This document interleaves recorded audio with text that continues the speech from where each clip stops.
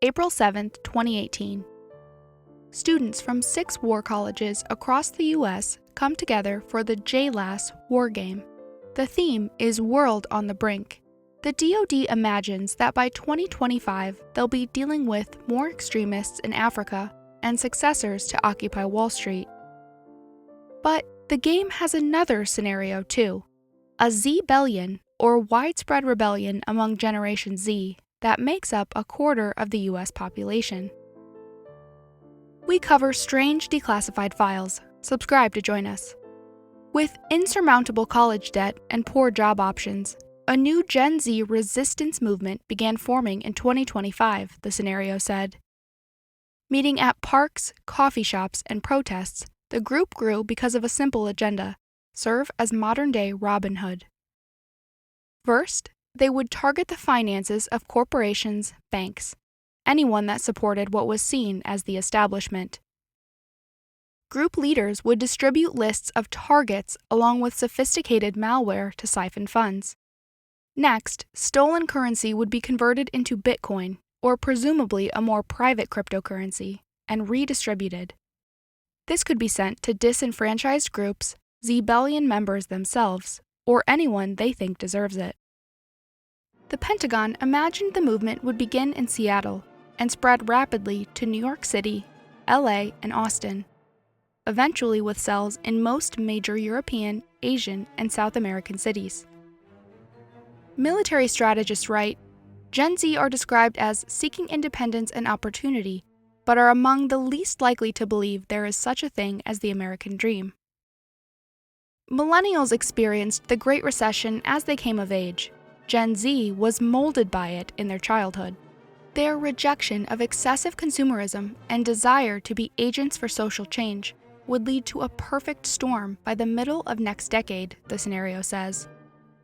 We don't see if this made it into the game, or what the military actions were, and a press release suggests that year's JLASS wasn't to paint groups as enemies. Rather, it was to train students to face unique situations and to diffuse them before they became full-blown conflict. We're speculating here, but one could imagine infiltrating Zbellion and arresting its leaders would be a military strategy, as would turning lower-level members into informants. We don't know because nothing else is declassified, but it's important to remember there's a wide spectrum of realism in wargame scenarios. Con Plan 8888, or the Counter-Zombie Dominance Plan, was created by U.S. Stratcom in 2010 as a training tool. It involved a fictional scenario where students would figure out what government resources to use to protect nuclear weapons storage areas, airfields, and maritime facilities from the undead. Zombies were chosen to avoid political fallout from, say, U.S. civilians reading a scenario involving themselves.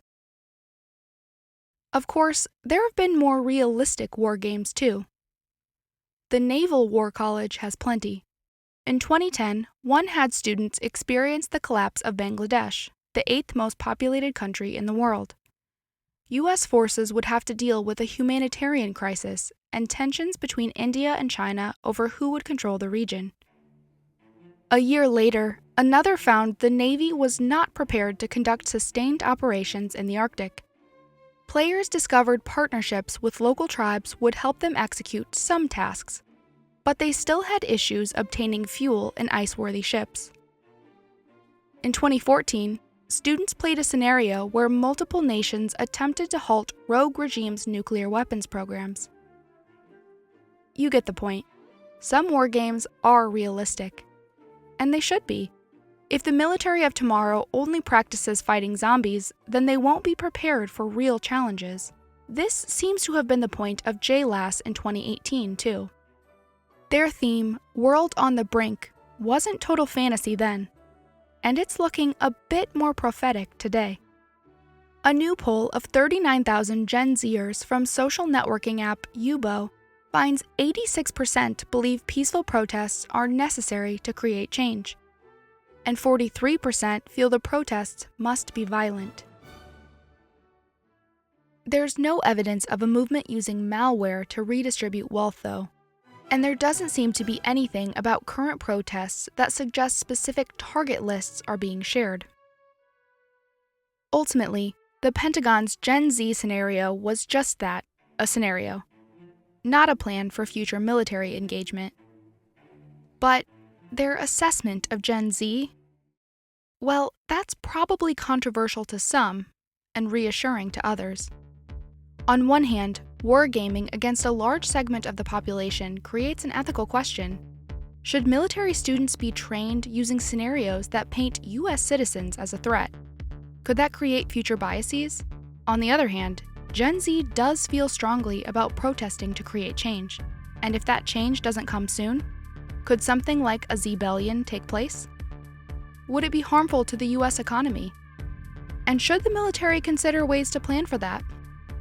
These are all valid questions. Let us know your opinion in the comments. Special thanks to our Patreon supporters, including RJ. If you like what we do, consider joining them on Patreon and help us produce one new episode every week. We'd also love it if you could share this video with your family and friends. And for you Twitter users, we're starting to use the platform more now. Follow us on there at itsredactedyt. Thanks again. See you next time.